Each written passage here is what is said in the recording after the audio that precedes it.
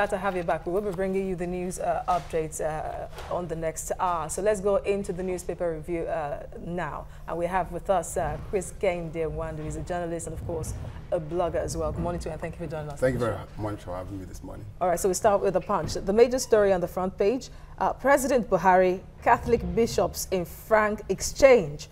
You are fast losing goodwill, bishops tell Buhari. I will take a second look at appointments. President. That's a good one. I think probably the chicken is coming home to roost. It's becoming obvious.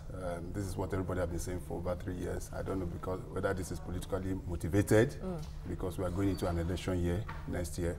So probably the president just wants to make amends and rekindle and also win the sympathy and the love of Nigerians, which over the years has been eroded. But then you wonder, why did it take public outbursts, really, for the president to now say that he would look at appointments he made?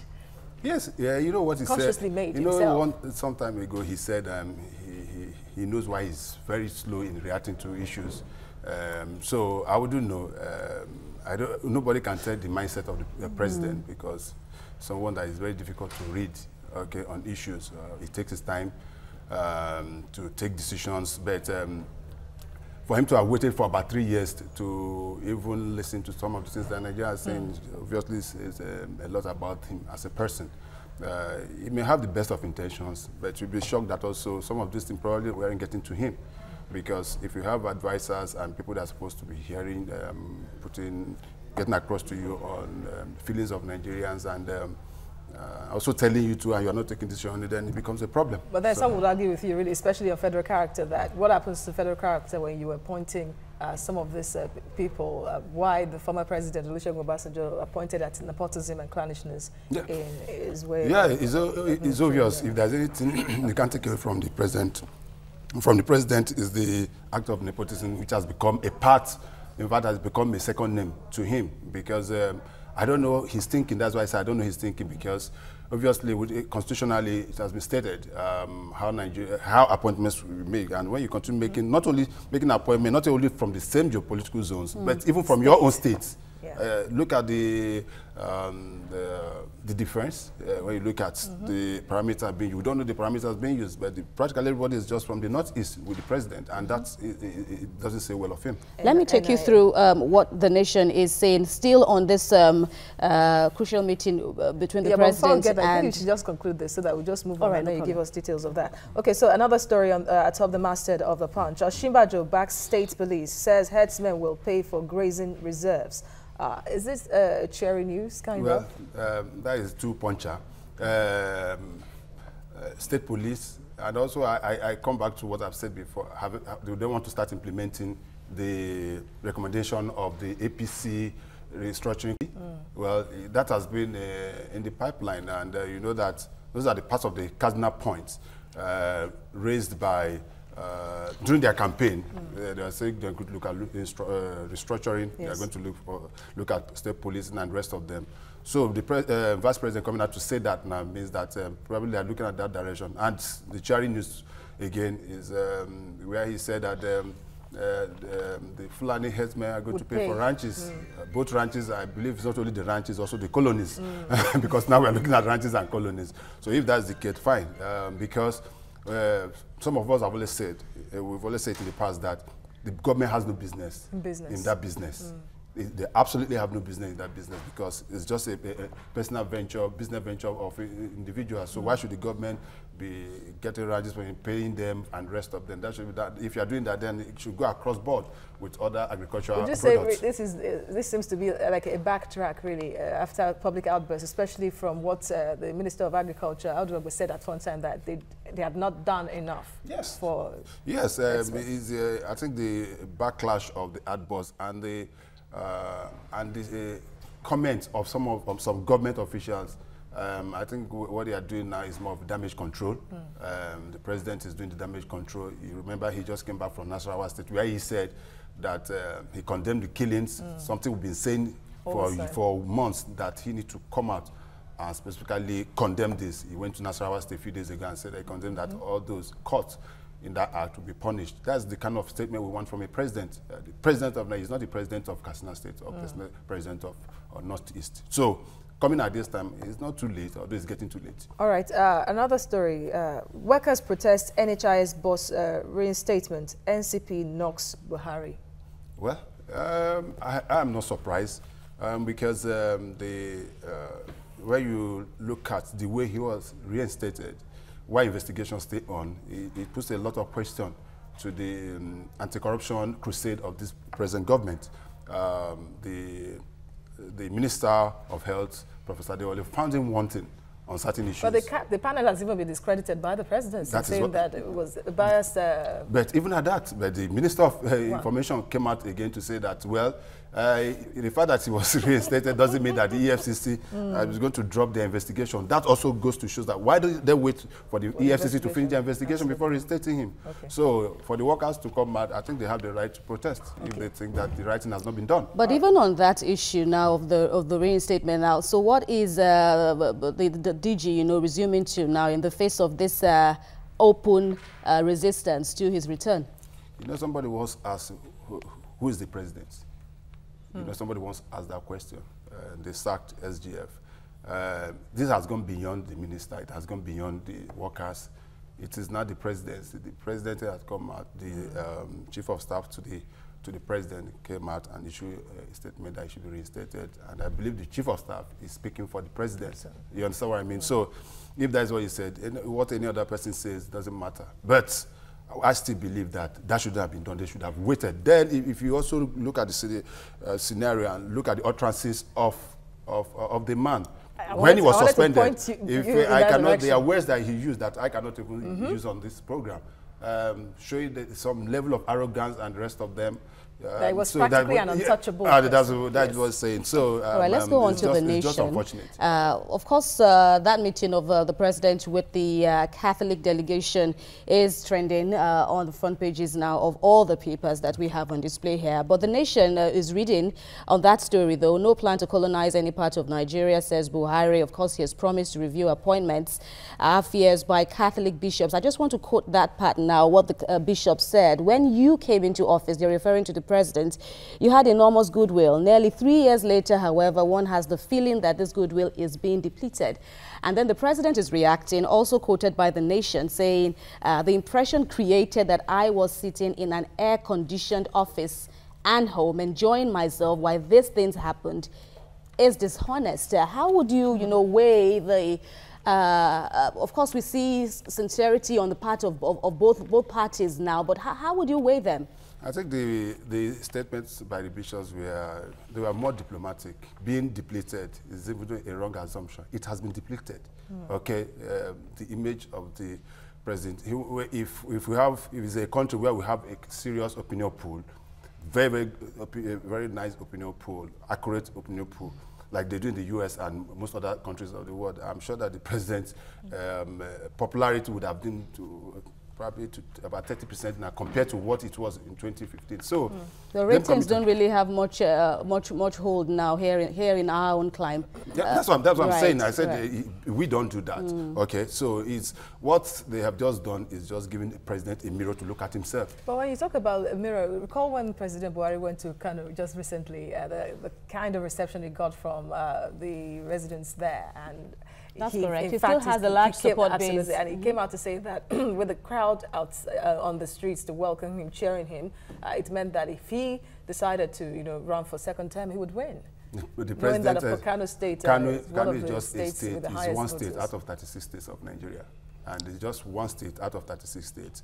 After doing that, let him go to rivers, let him go to other parts of the And let's not forget country that South-Southern senators even went on to give the president the go-ahead to contest. Well, that would be the APC, not the South side.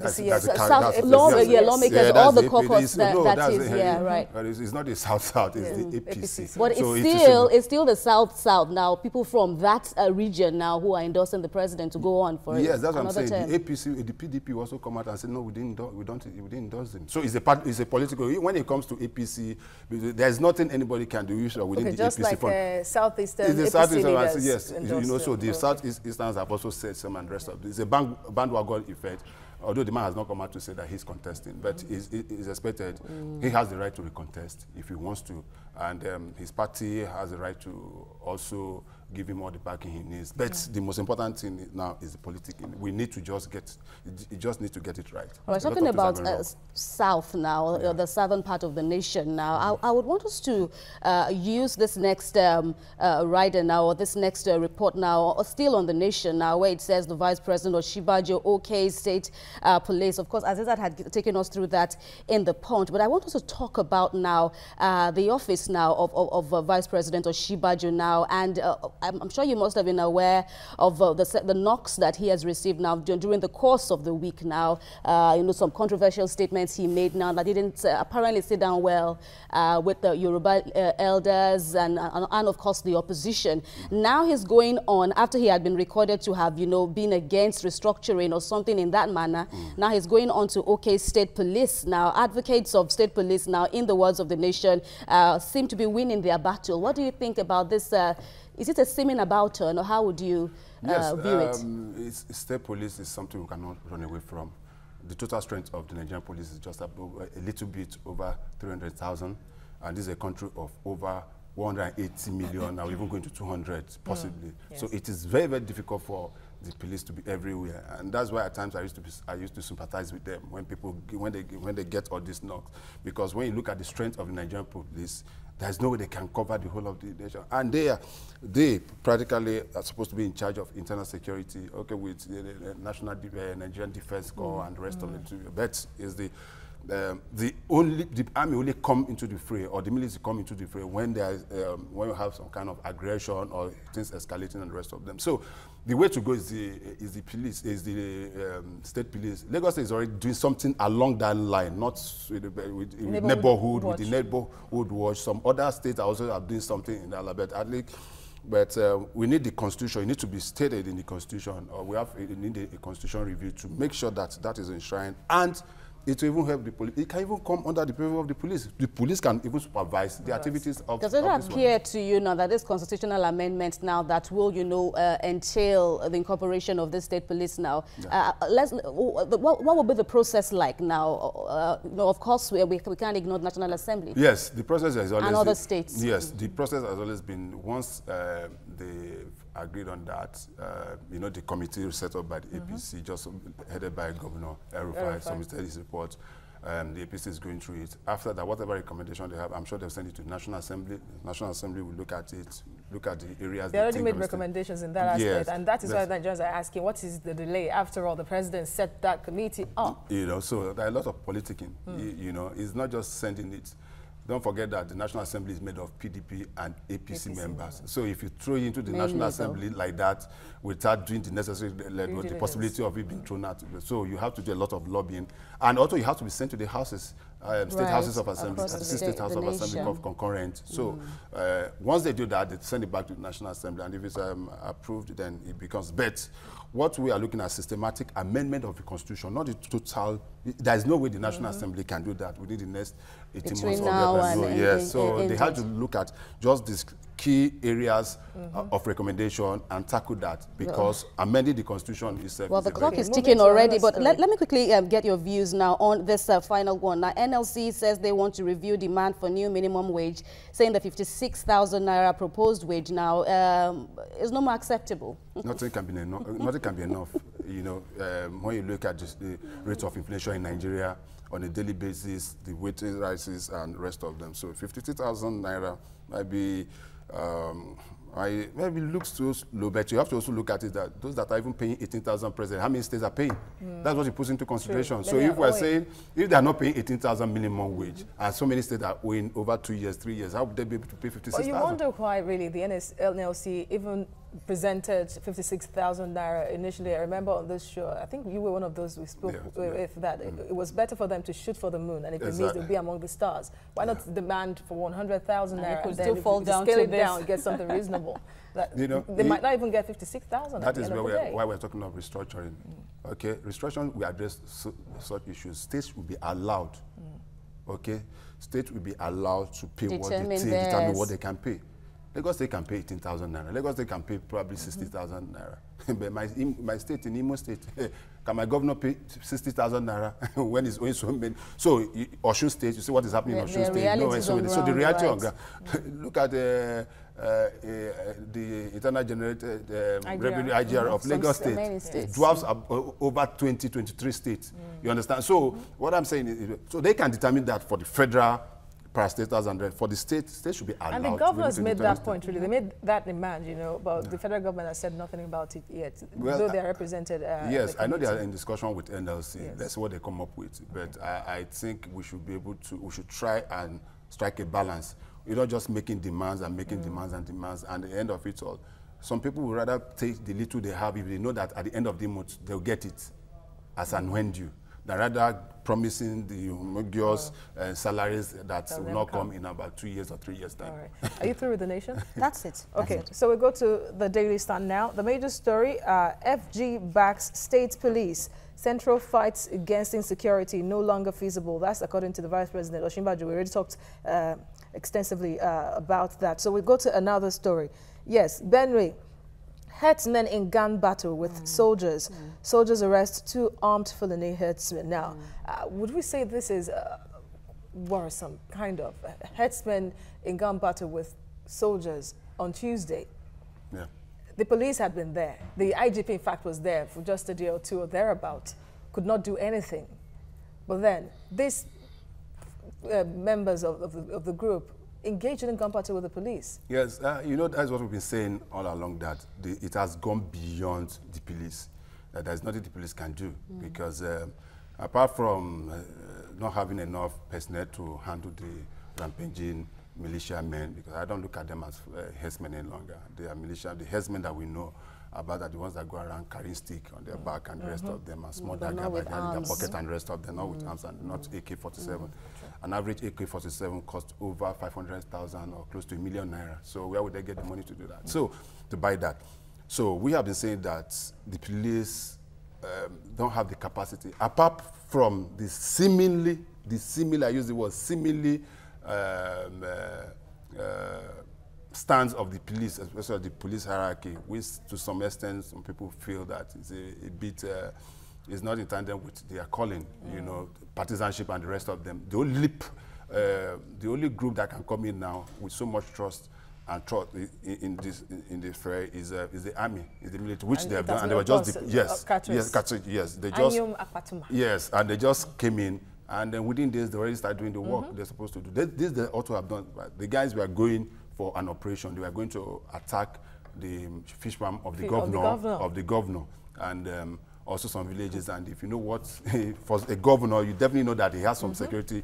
For them to have had the gut to go to attempt to go and attack means that I mean they are. But the military stood their ground, and got 2 of them arrested, and the rest ran into the bush. That shows how deep the problem is in Benue. In fact, it even looks like the army already has their work cut out for them, seeing this opposition now, just first-hand battle now on their hands. Yeah, you know, the military, the police also cannot, there are certain terrain that the police cannot operate on, unlike the military.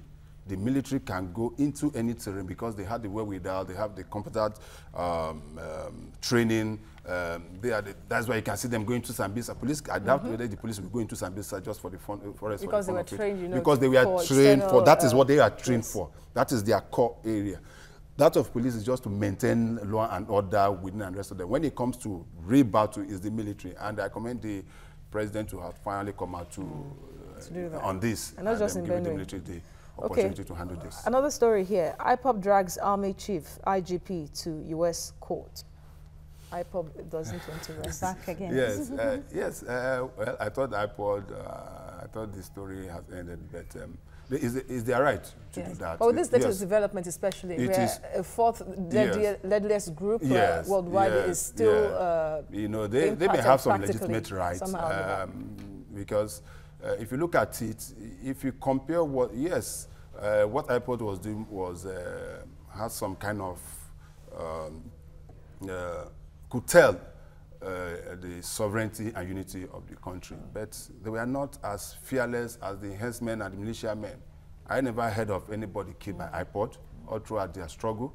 I may be wrong, but so the weapons they were guilty of carrying were sticks and just sticks and stones and the rest of them. So and that takes us back to the reason why they were declared a terrorist group in the first place. So I think it's their right to do that because some people still feel that prescribing iPods was an injustice. So if they go there and be able to get justice, all well and good, but getting justice is one thing. With the federal government implement whatever, there'll be so many court rulings, both internally and externally, and even the West African and the federal government. The federal government never listened to that. All right. So lastly, on the Daily Sun, reps tackle AGF, EFCC over Saraki's CCT trial. It's political, so it's within them. It's within, you expected them to do that. The Senate president has been in and out of the tribunal and the rest of them. Then coupled with the fact that after he was discharged, he's going back. Then the EFCC also nice at the neck of this thing. So it's their right to look at that. But what we want at the end of it, we just want justice to be done. This should be done away with. It's giving a lot of distraction to governance. I think the National Assembly should be allowed to focus on their core mandate, which is making laws, going around their constituency projects, and the likes, and oversight over the executive.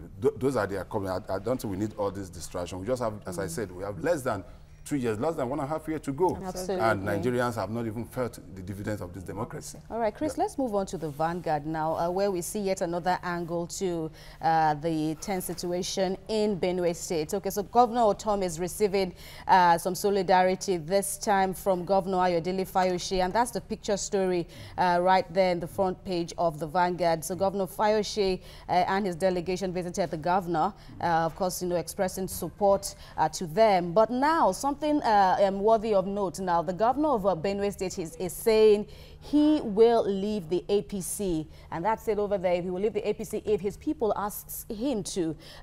Is that a worthy consideration before him in the light of all that's happened? It's weighty. Yeah, it's weighty because part of the accusation of the federal government is that this is not just a state. In the North Central is a state under the control of your party.